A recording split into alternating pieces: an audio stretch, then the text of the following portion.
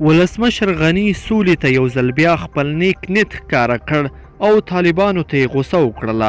د چې ولسمشر غني تازه په دې اړه څه ویلي دي، هیله د ویډیو تر پایه راسره وګورئ.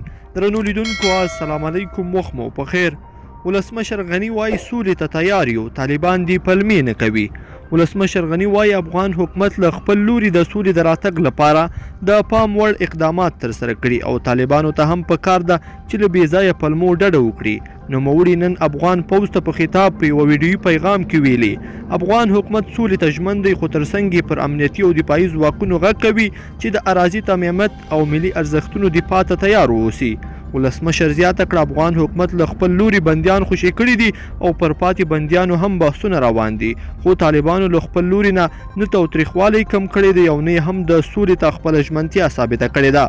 ولسمشر دغه راز ویلي چې افغانستان تر بل هر وخت په حساسو شرایطو کې دی او د افغان پوځ سرښندنې په دې مهم وضعیت کې د هیواد د راتلونکي لپاره خورا د ارزښت وړ دي.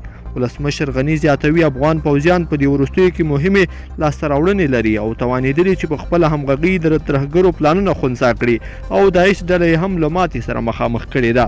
لیدونکو په دې هیله چې دا مطلب به مو تر پایه راسره لیدلی وي. که مو دا ویډیو خوښه شوې ویډیو لایک کړئ، د سره او چینل هم سبسکرایب کړئ. تر بلې ویډیو پورې ښه وخت.